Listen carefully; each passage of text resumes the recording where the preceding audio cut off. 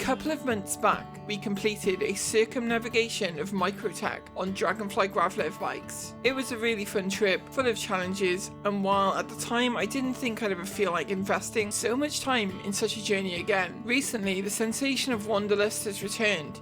And along with an equally enthusiastic Skunk who wants to take part in a trip like this, we've begun planning another circumnavigation, this time Hurston. Hurston has a vastly different climate to Microtech and a completely new set of challenges. Not to mention, we plan on making the trip after 318, when rivers have been added to the planet, which already boasts a very sizable ocean. Nonetheless, preparation for a trip like this has a lot of aspects to it, and I wanted to head down to cover around 100 kilometers to get a sense of the terrain. There are obstacles that can make riding very dangerous, maybe even prevent reliable progress. So we need to know beforehand if such a trip is possible. I travelled to HMDS Pinewood with a plan to travel north, as this time around our route will be a polar circumnavigation. And as we'll see in this short trial ride, we have bigger problems right now than just the terrain of Hurston.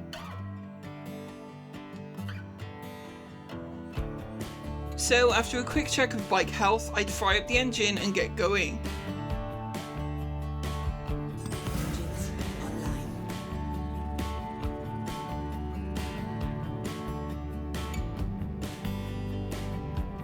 There are a few known problems with gravlev bikes at the moment, and I encounter all of them on this short run, but with regards to the terrain, we're off to a good start.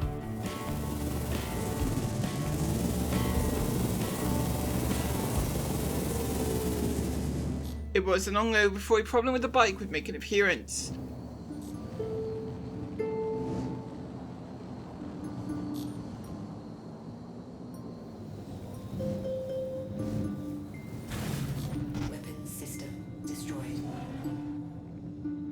Currently, Dragonflies bottom out after jumps pretty often, hitting the ground and causing damage to the bike. I wasn't sure just how much of a factor this would be to cumulative damage, but something to keep an eye on as things progressed.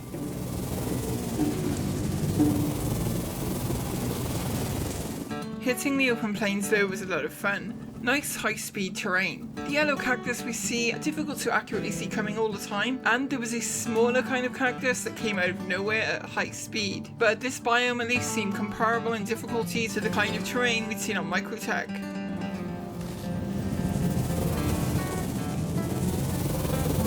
And slower speed obstacles like rock formations were also nicely passable in this area.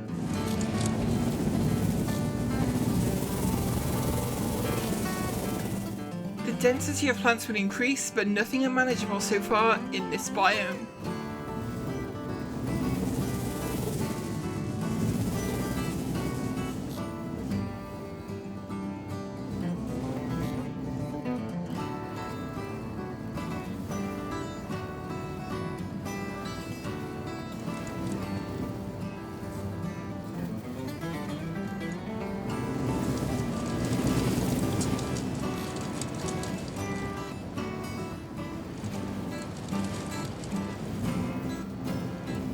And after crossing a few plains, I decided to stop and do a distance check.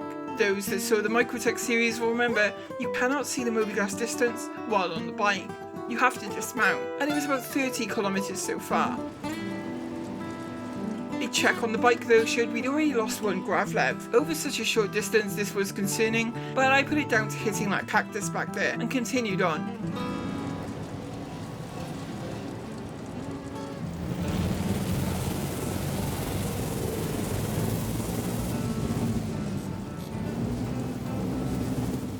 Sometimes even after mild jumps you make contact with the ground though.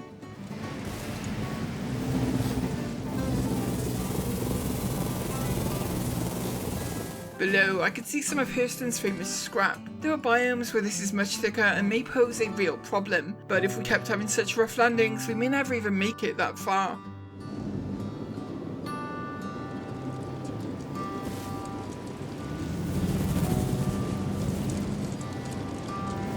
And I didn't know it yet, but damage was accumulating, and the poor landings would continue.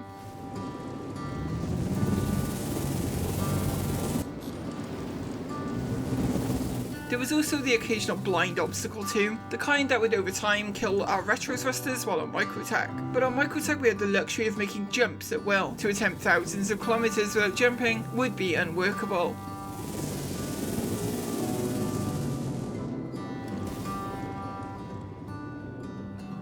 At about 70 kilometers I stopped again to check over what kind of effect this was having on the bike, and to my shock only 2 gravlevs were still working. 4 were completely destroyed, and the 2 I had left were both very damaged.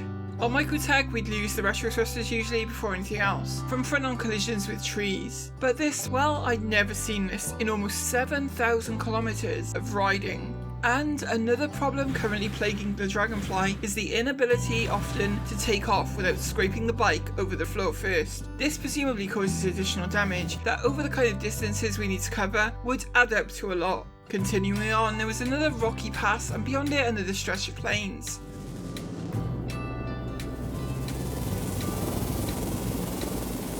We make the jumps to keep the speed up and to essentially skip over a lot of the difficult terrain. But the jumps, well, they were proving too much for the bike. And for the uninitiated, I do want to make it clear that the bikes didn't always land this way. They previously had much more forgiving landing behaviour that allowed relatively fast progress through pretty rough mountain terrain.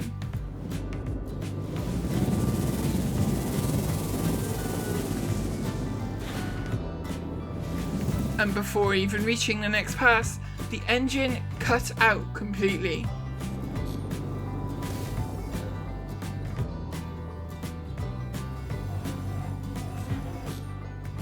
It appeared this trial run was over, and alarmingly quickly too.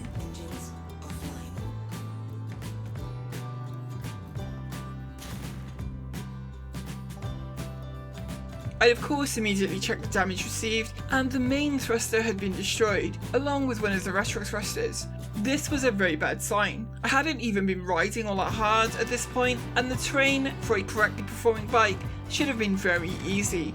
When I dismount to do a distance check, to my shock we were only around 85 kilometers from our starting point. To put that into context, we'd covered between 300 and 1,000 kilometers a day in the previous trip. This was not looking good for our prospects of mounting a Circumnavigation Hurston. Further tests would be needed, but with this bike performance, I am just not sure it could be done in a reasonable time.